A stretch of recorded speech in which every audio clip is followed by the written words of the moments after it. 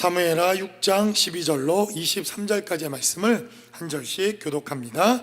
어떤 사람이 다윗 왕에게 아뢰어 이르되 여호와께서 하나님의 궤로 말미암아 오벳 에돔의 집과 그의 모든 소유의 복을 주셨다 한지라. 다윗이 가서 하나님의 궤를 기쁨으로 메고 오벳 에돔의 집에서 다윗성으로 올라갈새. 다윗이 소와 살진 송아지로 제사를 드리고 다윗이 여호와 앞에서 힘을 다하여 춤을 추는데 그때에 다윗이 배 에봇을 입었더라. 다윗과 온 이스라엘 족속이 즐거이 환호하며 나팔을 불고 여호와의 궤를 메어 오니라. 여호와의 궤가 다윗성으로 들어올 때에 사울의 딸 미갈이 창으로 내다보다가 다윗 왕이 여호와 앞에서 뛰놀며 춤추는 것을 보고 심중에 그를 업신 여기니라. 여호와의 궤를 메고 들어가서 다윗이 그것을 위하여 친 장막 가운데 그 준비한 자리에 그것을 두매 다윗이 번제와 화목제를 여호와 앞에 드리니라. 다윗이 번제와 화목제 드리기를 마치고 만군의 여호와의 이름으로 백성에게 축복하고 모든 백성 곧 온 이스라엘 무리에게 남녀를 막론하고 떡 한 개와 고기 한 조각과 건포도 떡 한 덩이씩 나누어 주매 모든 백성이 각기 집으로 돌아가니라. 다윗이 자기의 가족에게 축복하러 돌아오매 사울의 딸 미갈이 나와서 다윗을 맞으며 이르되 이스라엘의 왕이 오늘 어떻게 영화로우신지 방탕한 자가 염치 없이 자기의 몸을 드러내는 것처럼 오늘 그의 신복의 계집종의 눈 앞에서 몸을 드러내셨도다 하니. 다윗이 미갈에게 이르되 이는 여호와 앞에서 한 것이니라. 그가 내 아버지와 그의 온 집을 버리시고 나를 택하사 나를 여호와의 백성 이스라엘의 주권자로 삼으셨으니 내가 여호와 앞에서 뛰놀리라. 내가 이보다 더 낮아져서 스스로 천하게 보일지라도 내가 말한 바 계집종에게는 내가 높임을 받으리라 한지라. 그러므로 사울의 딸 미갈이 죽는 날까지 그에게 자식이 없느니라. 아멘. 아멘. 우리 지난 한 주간은 또 하나님께서 부흥회를 허락해 주셔서 여러분들이 또 큰 은혜와 또 하나님의 복음과 하나님의 말씀을 나눌 수 있는 시간이었다고 믿습니다. 여러분들이 큰 은혜를 받은 줄로 믿습니다. 그래도 우리가 그 전주에 했던 메시지들도 기억할 줄로 믿습니다. 다 기억하시죠? 부흥에 큰 은혜가 있었지만 우리가 지금 사무엘 하에 기록되어져 있는 말씀을 통해서 계속해서 하나님의 나라가 도대체 무엇인가, 하나님의 왕국이 무엇인가, 교회가 무엇인가, 신앙생활 잘한다고 하는 것이 무엇인가, 좋은 그리스도인, 좋은 목회자 혹은 좋은 하나님의 사람이 되는 것이 무엇인가 하는 것을 말씀을 통해서 나누고 있습니다. 특별히 우리는 지난 시간 사무엘하 6장에 기록된 말씀을 통해서 법궤를 다윗성으로 가지고 오려고 했지만 그 법궤를 가지고 오는 것을 실패했던 다윗의 사역을 통해서 법궤를 하나님이 허락하시고 하나님께서 응답하시고 하나님의 방법과 뜻대로 하지 아니하면 우리의 힘과 지혜와 능으로 할 수 없다고 하는 것을 말씀을 통해서 깨닫게 되었습니다. 그래서 우리는 법궤 사건을 통해서 우리가 하나님을 예배하고 하나님을 찬양하고 우리 개개인의 삶의 자리에서도 얼마든지 하나님을 예배할 수 있지 않습니까? 여러분들의 가정에서 여러분들이 처한 모든 환경과 또 사업장에서 여러분들이 기도하는 모든 기도의 처소에서 혹은 가정에서 우리는 개인적으로 얼마든지 하나님을 만날 수 있고 하나님을 예배할 수 있고 하나님을 찬양할 수 있고 그분의 음성을 또한 들을 수도 있습니다. 그러나 하나님께서는 법궤 사건을 통해서 우리에게 단호하고도 분명하게 몇 가지를 말씀하신 것이 이렇게 개인적으로 하나님을 예배하고 찬양할 수 있지만 그러나 공적으로 하나님께서 법궤 앞에서는 성막에서는 성전에서는 하나님의 규례와 하나님의 말씀을 가지고 어떻게 예배하는 것이 옳은 것인가 하는 것도 바로 이 법궤의 사건을 통해서 우리에게 말씀하시고 있다는 것입니다. 다른 말로 하면 우리에게 공적인 예배가 있습니다. 그렇지 않습니까? 주일 예배도 있고 새벽 예배도 있고 또 금요 예배도 있고 또 목장 예배도 있고 하나님께서 여러 모양의 형태로 우리 각각에게 예배와 공적 예배를 허락해 주셨는데, 이러한 공적 예배에는 개인적으로 우리가 자유롭게 하나님을 예배할 수 있지만, 그러나 하나님이 주신 규례와 하나님이 주신 율례와 하나님이 주신 질서와 하나님의 방법대로 예배하는 것도 필요하다 하는 것을 우리는 이 법궤의 사건을 통해서 한번 생각해 보게 됩니다. 어쨌든 법궤를 가지고 오자 했던 다윗의 계획은 실패로 돌아갔습니다. 그뿐만 아니라 웃사라고 하는 사람은 하나님께서 그를 치셔서 그가 법궤를 이동하는 중에 그는 죽임을 당하게 됩니다. 그래서 다윗은 이제 가드 사람, 이방인, 하나님을 알지 못하는 하나님의 원수가 되었던 블레셋의 가드 사람이었던 오벳 에돔이라고 하는 사람의 집에 그 법궤를 보관하게 됩니다. 다윗이 하나님의 사람이었던 웃사도 찢어 죽였기에 어쩌면 오벳 에돔이라고 하는 사람의 집에도 이 법궤가 들어가면 그 사람들이 저주를 받고 심판을 받고 죽임을 당하게 될지도 모른다고 하는 두려움 가운데 있었을지도 모릅니다. 그러나 오늘 본문에 기록되어져 있는 말씀을 살펴보니까 다윗이 전혀 예상하지 못했던 일들이 발생하게 됩니다. 그것은 바로 이방인이요 블레셋 사람이요 심지어는 하나님께서 정말 미워하셨던 이러한 원수된 이방인의 사람 집에서 하나님의 축복이 시작된 것입니다. 하나님께서 그 오벳에돔의 가정에 놀라운 축복을 허락하시고 그 3개월 동안 얼마나 큰 축복의 역사를 주시는지 온 이스라엘에 이것이 뉴스거리가 되고, 그리고 예루살렘에서 몸을 죽이며 몸을 낮추며 하나님을 두려워하고 있었던 다윗에게도 이 뉴스가 드디어 귀에 들어가게 됩니다. 그리고 다시 이 궤를 다윗성으로 옮겨오는 것에서 오늘 본문의 메시지가 시작되었다는 것입니다.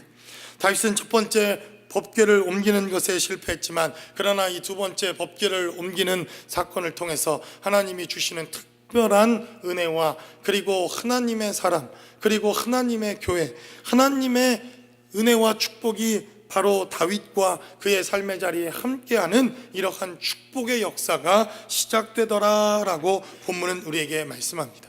한 번 실패했지만 그러나 실패 자리에 주저하지 않고 다시 하나님을 위하여 법궤를 가져오려고 했던 이 다윗의 삶의 자리에서 하나님이 주셨던 은혜는 무엇이었는지, 다윗에게 주신 하나님의 축복은 무엇이었는지, 그리고 하나님의 교회와 우리 성도들의 삶의 자리에서 우리가 이 법궤 사건을 통해서 다시 한번 하나님의 은혜 가운데 나아가야 하는 축복과 은혜는 무엇인지 본문이 기록하고 있는 말씀을 통해서 함께 나눠보기를 원합니다. 첫 번째로 본문은 우리에게 증거하기를 목표를 우리가 실패했어도 목적은 지켜내야 하는 것이 하나님의 은혜요 축복이다 하는 것을 본문은 우리에게 말씀합니다. 우리는 지난 시간 이 법궤를 다윗성으로 가져오려고 했던 다윗이 실패했다, 이것을 제가 강조해서 이야기하지 않았습니까? 지난 시간은 어떻게 실패했는지, 왜 실패했는지, 또 왜 하나님께서 다윗을 향하여 이렇게 할 수 없다 이렇게 말씀하셨는지 분명히 우리는 말씀을 통해서 보았습니다. 그의 동기는 훌륭했고 하나님 앞에 예배하기 위하여 법궤를 가져오고자 했던 것, 그것만큼은 우리가 다윗도 충분히 하나님을 사랑하는 사람이다 하는 것을 말씀을 통해서 보았습니다.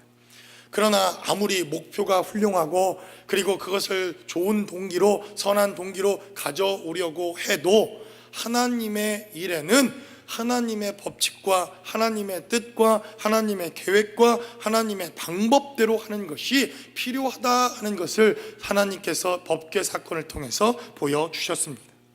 그러니까 다윗은 지금, 다윗의 목적은 이 법궤를 다윗성으로 가져오는 것이 목표입니다. 그렇지 않습니까? 지금 다윗성으로 이 법궤를 잘 가지고 와서 그곳에서 예배의 처소를 만들고 하나님께 예배하고 하나님을 더 잘 섬기도록 그 다윗성으로 법궤를 가져오는 것이 목적이었다라고 성경은 말합니다. 그러나 다윗은 그 목표에 실패했다는 것입니다.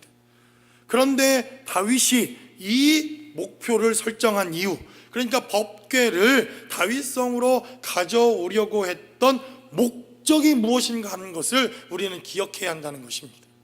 그것은 바로 하나님을 더 사랑하기 위함이요, 하나님께 더 예배하기 위함이요, 하나님을 더욱더 가까이 두기 위함이요, 하나님의 말씀 가운데 더 가기 위함이요, 그가 하나님을 더 사랑하는 사람이 되기 위한 분명한 목적도 있었다는 것입니다. 여러분 믿으십니까?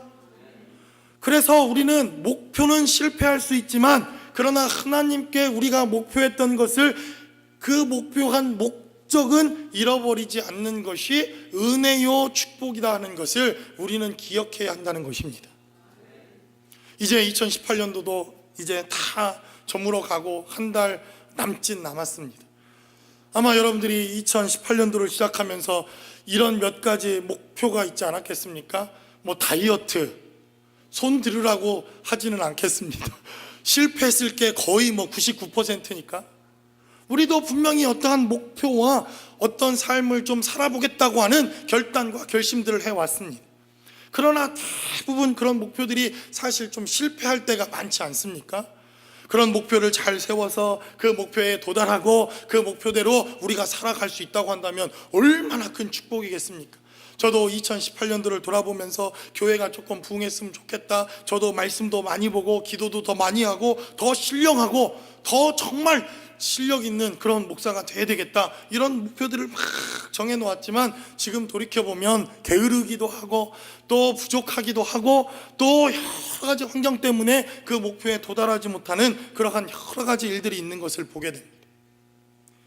그런데 그 목표를 실패하고 그 목표에 도달하지 못했다고 해서 하나님께 더욱더 가까이 나아가고 그 목표를 통해서 하나님을 더 사랑하고 그 목표를 통해서 더 말씀을 깨닫고 주님 앞에 순종하며 내가 하나님을 더 사랑하겠다고 하는 그 목적마저도 실패한 것은 아니다라고 성경은 분명히 우리에게 증거하고 있다는 것입니다. 그래서 다윗이 하나님을 더 사랑하고 하나님께 더 예배하며 나는 하나님 가까이서 살고 싶다고 하는 이 목적마저 포기하지 않자 하나님은 다윗에게 또 다른 기회를 주시고 또 다른 은혜를 주셔서 이제 법궤를 다윗성으로 잘 가져갈 수 있는 은혜의 은혜를 허락해 주시더라라고 성경은 우리에게 말씀합니다. 그래서 우리 제자들 교회도 2018년도에 큰 목표가 있었습니다. 여러분, 제 목표는 항상 언제나 큰 목표입니다. 왜 그렇습니까? 하나님은 크신 하나님이기 때문에 그렇습니다. 할렐루야. 그러나 저는 그 목표대로 이루어지지 않았다고 하나님을 원망하지 않습니다. 왜 그렇습니까? 그 목표 때문에 내가 하나님을 예배하고 찬양하고 하나님을 더 사랑하겠다고 하는 목적마저도 실패한 것은 아니기 때문에 그렇습니다.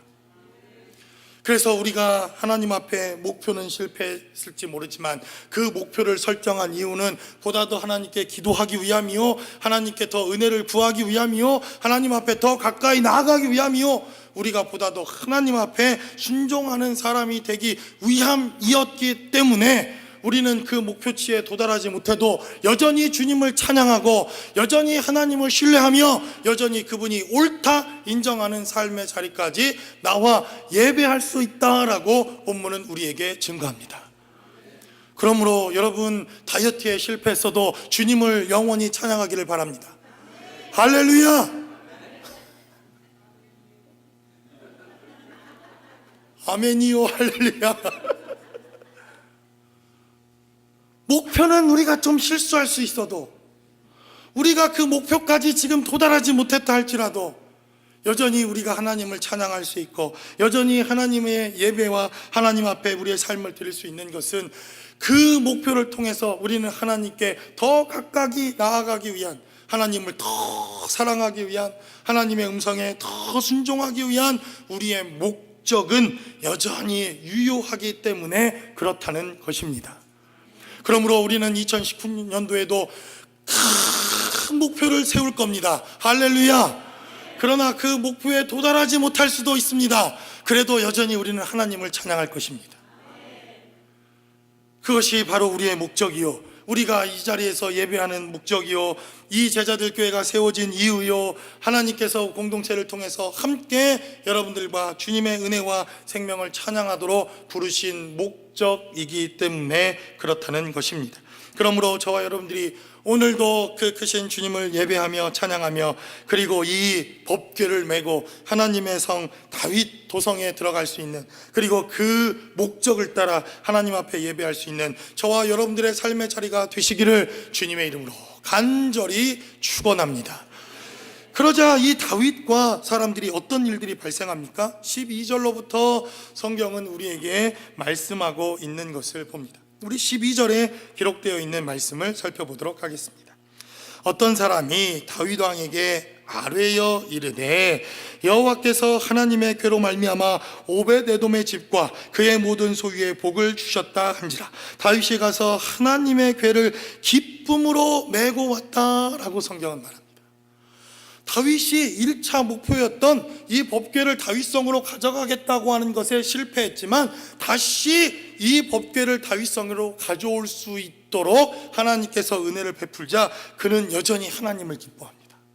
그는 여전히 하나님을 찬양합니다. 그리고 그는 여전히 하나님께 삶의 자리를 드리는 놀라운 역사가 있었다는 것을 보게 됩니다. 그리고 13절로 14절은 이제 성경은 기록하기를, 여호와의 궤를 맨 사람들이 6걸음을 감에 다윗이 소와 살찐 송아지로 제사를 드리고, 다윗이 여호와 앞에 힘을 다하여 춤을 추는데 그것이 다윗이 배 에봇을 입었더라 라고 성경은 말합니다. 그의 목표는 한 번 실패했고, 그가 법궤를 가져가고자 했던 것을 통하여 하나님께서 징계하시는 첫 번째 사건이 있었지만, 그는 여전히 그 목적은 잊어버리지 않고 이 법궤가 들어오자 춤을 추며 하나님 앞에 예배하며 찬양하더라 라고 성경은 말씀합니다. 어떻게 찬양합니까? 어떻게 예배합니까? 제가 얘기했더니 제가 올드한 사람이더라고요. 오늘 본문에 기록되어진 대로 속옷이 다 보일 정도로, 백양 메리아스, 쌍방울표 팬티, 저희는 그랬는데 요즘 젊은 신세대는 그 속옷이 다 보일 정도로 하나님을 예배하며 찬양하며 춤추며 여호와 앞에 뛰놀던 것, 그의 목적은 상실하지 않고 여전히 하나님을 예배하고 찬양하며 춤추는 삶의 자리, 그 목적 가운데 나아가는 것을 보게 되었다는 것입니다. 그러므로 이제 2018년도 우리는 이제 다음 주면 또 감사절을 맞이합니다. 그 감사절을 맞이하면서 우리가 지난 한 해 목표한 것이 있지 않습니까? 얼마나 더 하나님을 감사할 것인가, 우리가 어떻게 하나님께 더 감사함으로 나갈 것인가, 어떻게 하나님 앞에 더 감사할 수 있는 삶을 살 것인가, 그 목표를 여러분 지금 다 잊어버리셨지만, 다 기억하고 못하셨을지라도, 그러나 그 목표 가운데 도달하지 못했다 할지라도 그 이유가 바로 하나님을 예배하기 위함이요, 더 하나님을 사랑하기 위함이요, 하나님 앞에 더 감사하는 삶을 살기 위한 우리의 목적을 잃어버리지 않았다고 한다면, 하나님께서는 저와 여러분들의 삶의 자리를 통해서 더 큰 은혜로 역사하실 줄로 믿습니다. 두 번째로 본문은 우리에게 증거하기를, 우리는 이 법궤 사건을 통해서 하나님께서 주시는 또 다른 하나님의 은혜는 바로 예배의 심판자가 아니라 우리는 예배자의 삶의 자리까지 하나님께서 인도하셨다는 것입니다. 오늘 본문이 기록하고 있는 말씀을 살펴보면 14절은 다윗이 여호와 앞에서 힘을 다하여 춤을 추는데 그때에 다윗이 배 에봇을 입었더라. 지금 속옷이 다 보일 정도로 속옷 상표가 뭔지를 다 봤다는 거죠. 그럴 정도로 다윗은 춤추며 즐거워하며 하나님을 예배하며 찬양합니다. 그리고 16절에도 기록된 대로 여호와의 궤가 다윗성으로 들어올 때에 사울의 딸 미갈이 창으로 내다보다가 다윗 왕이 여호와 앞에서 뛰놀며 춤추는 것을 보았다라고 성경은 이렇게 증가합니다. 그런데 오늘 성경에 기록된 대로 오늘 이 미갈이라고 하는 사람은 오늘 성경에 바로 다윗을 업신여겼다라고 성경은 증가합니다. 20절의 말씀을 통해서도 이제 다윗이 자기의 가족에게 축복하러 돌아오매 사울의 딸 미갈이 나와 다윗을 맞으며 이르되 이스라엘 왕이 오늘 어떻게 영화로우신지 방탕한 자가 염치 없이 자기의 몸을 드러내는 것처럼 오늘 그의 신복의 계집종의 눈앞에서 몸을 드러내셨도다라고 이렇게 증가합니다. 그러니까 지금 한마디로 말하면 다윗 왕에게 좀 왕이면 왕답게 채통을 지키고 하나님 앞에 좀 예배할 것이지, 아니 그렇게 채통머리 없이 그렇게 예배하느냐고 지금 미갈이라고 하는 이 사람은 다윗에 대하여 책망하고 업신여겼다라고 성경은 우리에게 말씀합니다. 여러분 혹시 이런 단어를 들어보셨나요? 단합해서 이런 단어를 사용하기 좀 뭐하지만 예전에 저희 할머니가 제가 그냥 까불고 놀면 아이고 저 지랄 발광을 하네, 이런 표현을 많이 쓰셨습니다. 진짜 다윗이 정말 무슨 이 왕의 채통이고 뭐고 다 팽겨치고 법궤가 들어오자 그는 정말 하나님 앞에 춤추며 뛰놀며 노래하며 속옷이 다 벗겨질 정도로 찬양하며 하나님 앞에 예배하다가 속옷이 다 보일 정도로 그렇게 예배하고 찬양했다라고 말합니다. 그러나 그 법궤가 들어오는 그 삶의 자리에서 미갈이라고 하는 사람은 다윗을 업신여겼다 이렇게 증거합니다. 그리고 왕이여 이렇게 채통 없이 예배드리는 것이 말이 됩니까? 라고 하나님 앞에 예배하고 있는 다윗을 책망하기 시작합니다. 저도 조금 좀 점잖하게 이제 목사님처럼 할렐루야 축복이 있을지어다 이렇게 좀 예배도 하고 좀 그랬으면 좋겠는데, 그냥 하나님 앞에서는 다윗처럼 되고 싶은 어린아이와 같은 마음이 있습니다. 여러분들 그렇게 보여지시죠? 아닙니까? 아직도 촐랑대는 겁니까? 제 마음 가운데 여전히 어린아이와 같이 하나님께 예배하며 찬양하며 주님 앞에 기도하며 그러한 마음들이 우리의 삶의 자리에 있는 것을 보게 되더라는 것입니다. 그러나 오늘 미갈이라고 하는 여인은 예배자가 아니라 심판자의 모습으로 오늘 법궤 앞에 서 있었더라라고 성경은 우리에게 증거합니다.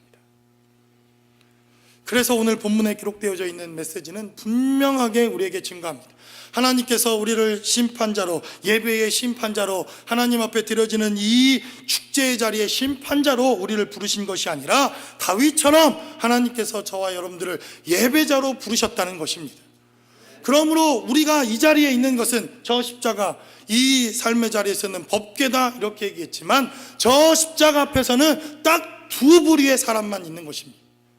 어떤 이는 저 십자가를 조롱하는 사람, 저 십자가를 심판하는 사람, 저 십자가를 경멸하는 사람, 그러나 어떤 이는 저 십자가 앞에서 예배하고 찬양하며 오직 저 십자가만이 우리를 구원할 수 있다고 다윗처럼 예배하는 예배자, 이 두 종류의 사람만 있다라고 성경은 우리에게 증거합니다. 그러므로 제가 아무리 무슨 목사여도 무슨 가운 입고 할렐루야 이렇게 막 근엄하게, 물론 그렇게 하는 것도 때에 따라 필요하다고 여겨집니다.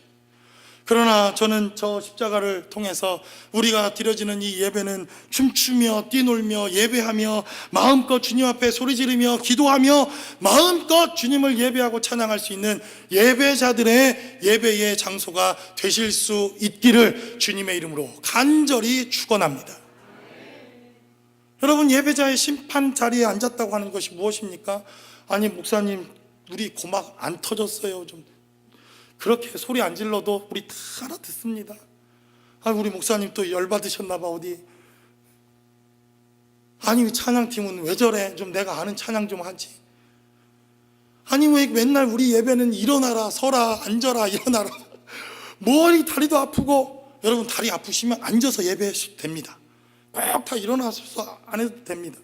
제 마음 같아서는 저도 이렇게 서 있는데 그냥 다 일어나서 설교를 듣고 싶습니다. 할렐루야.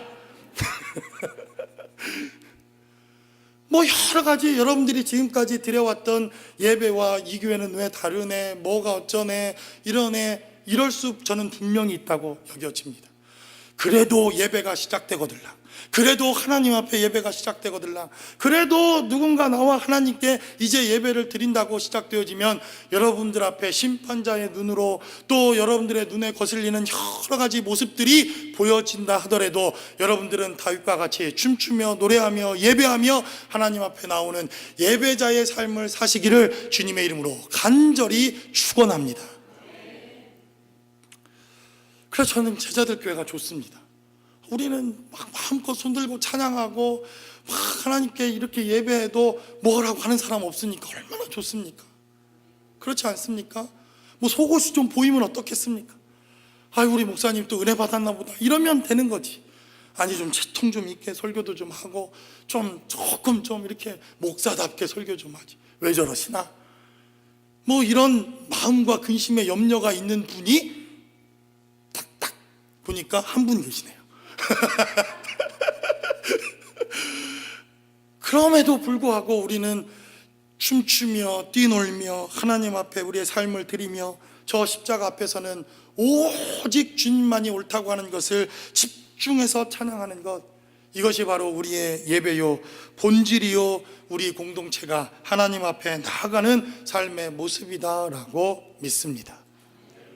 그래서 여러분, 교회의 위기와 강단의 위기와 지금 이 시대의 교회의 기독교의 위기가 무엇입니까?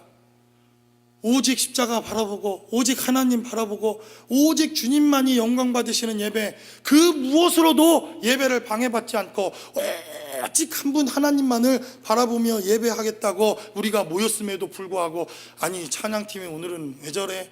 아니 오늘 목사님 넥타이도 삐뚤어졌고, 아이고 애들은 왜 이렇게 울어대는지.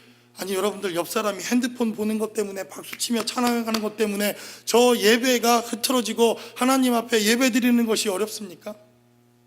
그리고 우리여 설교하며 예배하며 찬양하는 곳에 오직 하나님만이 나타나야 할 이 예배의 장소와 시간 가운데 오히려 말씀을 전하는 목사가 하나님 보좌 위에 있고 찬양팀이 예배팀이 하나님 보좌 위에 있었던 이러한 우리의 삶의 자리, 그것이 바로 우리 신앙의 위기를 가져온 것 아닙니까?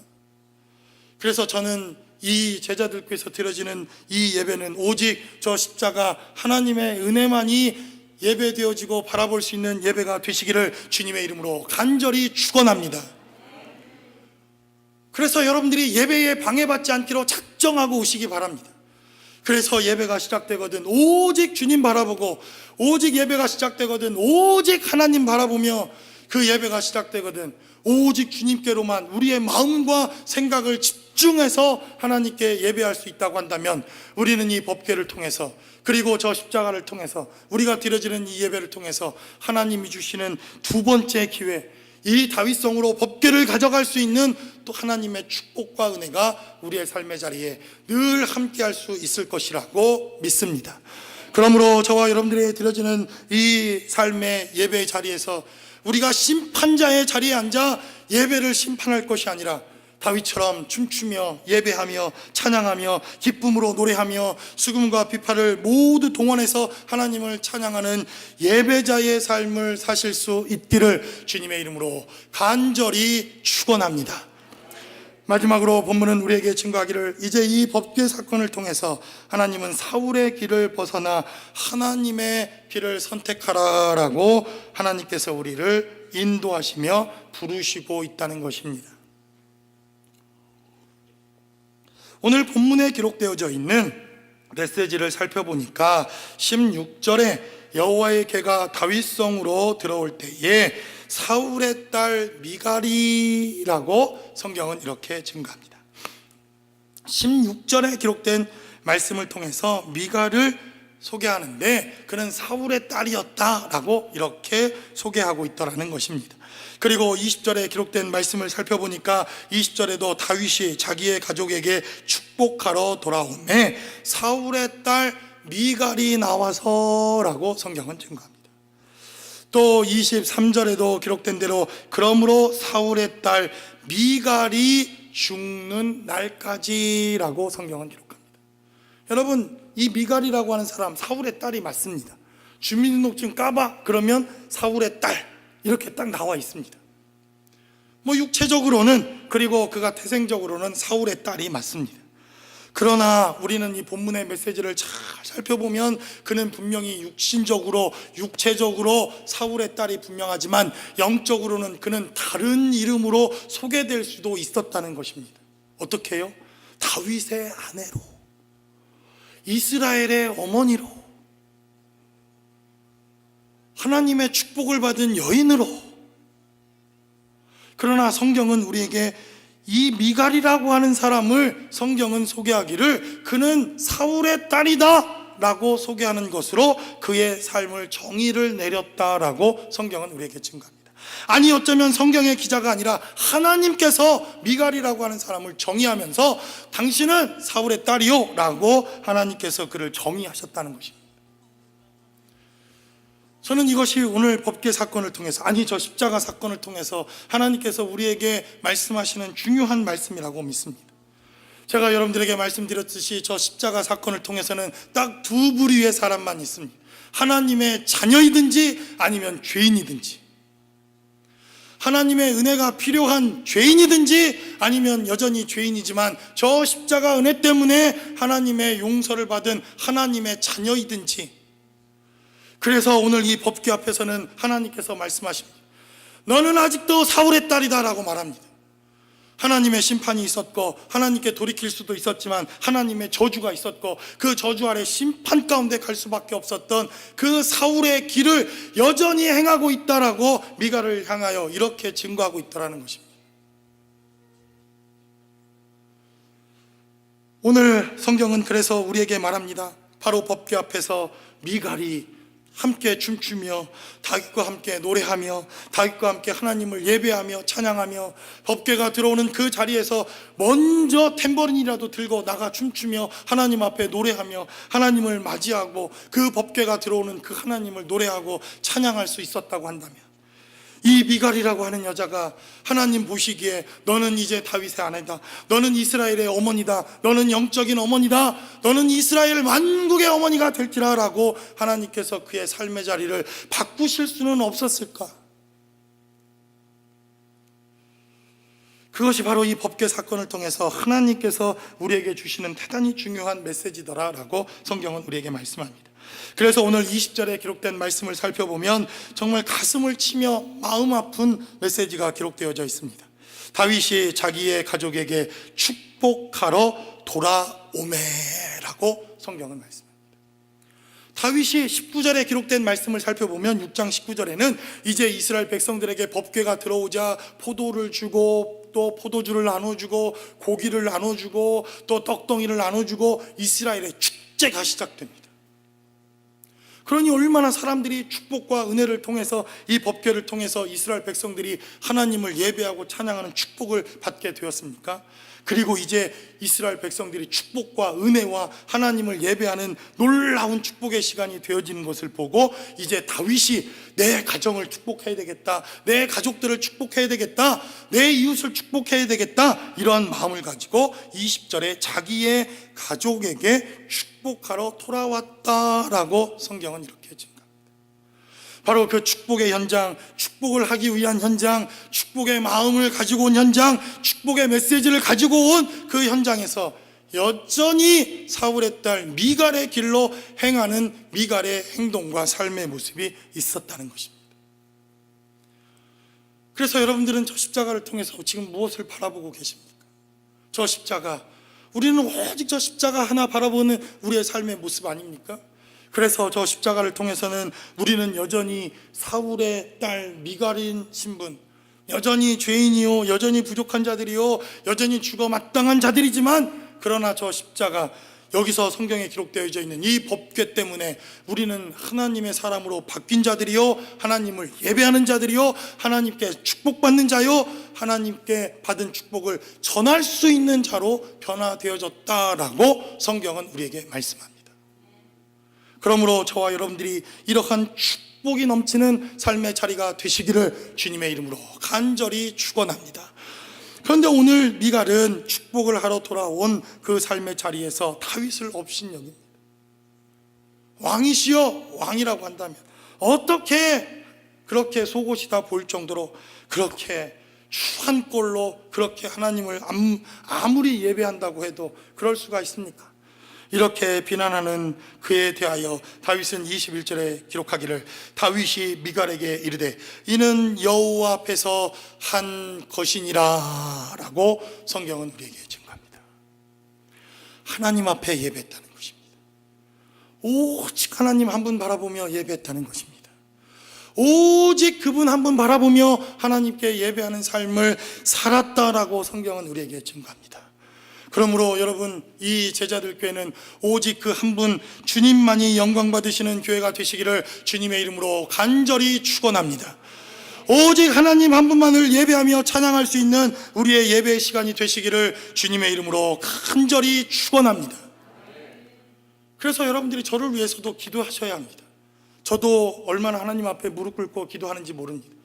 하나님, 사람의 말 전하지 않게 해달라고, 사람의 지혜 전하지 않게 해달라고, 인터넷에서 본 사건들, 무슨 세상의 만담, 지혜 이런 것들 전하지 않게 해달라고 저는 기도합니다. 오직 하나님의 말씀만, 오직 주의 말씀만 남고 모든 사람의 생각과 사람의 흔적들은 다 사라지게 해달라고 저도 기도합니다. 그런데도요, 그렇게 기도하고 올라서는데도 불쑥불쑥 사람들이 나를 안 알아주는 것 때문에 서운합니다. 아니, 이렇게 열심히 설교하는데, 이렇게 열심히 죽을 힘을 다해 설교 준비하고 기도하는데 왜 나 안 알아주지? 기도하고 올라오는데도 그렇더라는 겁니다. 그러니 얼마나 기도해야 되겠습니까? 오직 주님만 남도록. 그래서 정말 이 설교자가 하나님의 말씀을 전하지만 그러나 하나님만 남고, 하나님의 영광만 남고, 하나님의 말씀만 남고, 하나님만 남을 수 있도록 저와 여러분들이 기도하며 이 예배는 오직 하나님께 영광이 되어지는 예배가 되실 수 있기를 주님의 이름으로 간절히 축원합니다. 오늘 본문의 메시지를 살펴보니까 20절은 그러므로 사울의 딸 미갈이 죽는 날까지 그에게 자식이 없었다라고 성경은 기록합니다.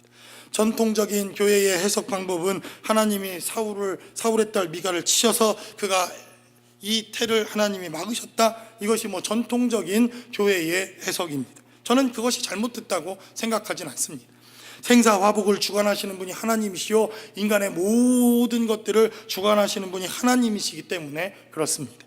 그런데 오늘 22절에 기록된 말씀을 살펴보면 내가 이보다 더 낮아져서 스스로 천하게 보일지라도 내가 말한 바 계집종에게는, 미갈 아닙니까? 미갈에게는 내가 높임을 받으리라 라고 성경은 기록합니다.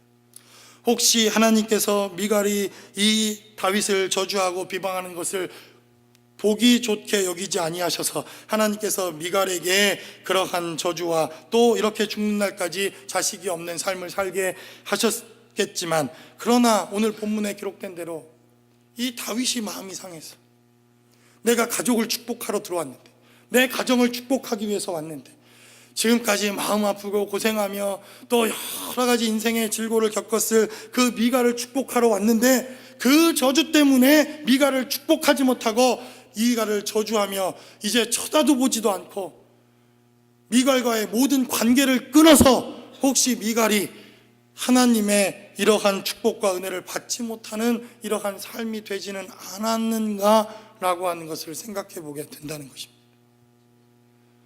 저도 일부 때 말씀을 드렸더니 전폭적인 지지를 얻었습니다. 제가 교회에 우리 주일학교 부흥을 위해서 저라도 좀 한번 힘써볼까. 그런데 하늘에 별을 봐야 별을 따죠. 혹시 다윗과 미갈이 그들이 부임에도 불구하고 축복의 관계를 나누어야 할 삶의 자리임에도 불구하고 영적으로는 누구는 하나님의 자녀요, 영적으로는 완전히 원수의 자녀여서 함께 화합하지 못하여 미갈이 죽는 날까지 하나님의 은혜와 축복을 못 받았다고 한다면 우리의 삶의 자리에서 우리는 어떻게 죽는 날까지 삶을 살아내야 할 것인가에 대한 하나님의 메시지는 아니더냐라고 본문은 우리에게 증거합니다. 그러므로 저 여러분들이 아직도 저 십자가 앞에서 사울의 길을 가고 있다고 한다면, 아직도 심판자의 자리에 앉아서 이 교회는 왜 이러지?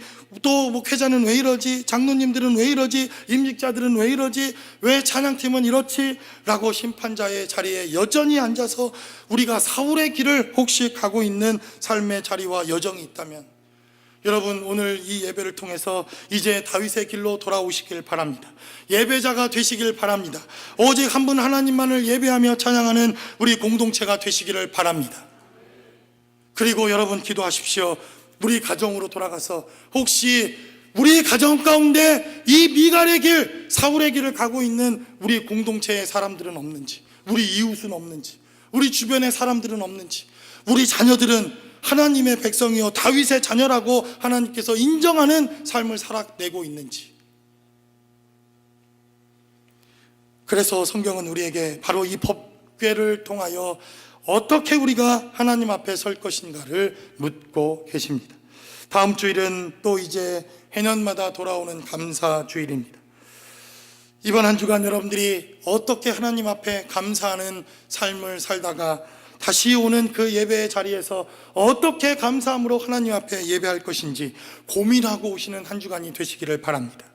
그리고 한 주간 그 예배에 성공하고 그 예배자의 삶을 살다가 다음 주 모든 예배자들이 이곳에 모여 하나님을 예배하며 한 분 하나님을 바라보며 한 분 그분을 찬양하며 한 분 그분을 높이며 오직 주님을 예배할 수 있는 그러한 공동체의 예배, 그리고 감사의 예배의 삶의 자리로 저와 여러분들이 주님을 예배할 수 있는 공동체가 되실 수 있기를 주님의 이름으로 간절히 축원합니다.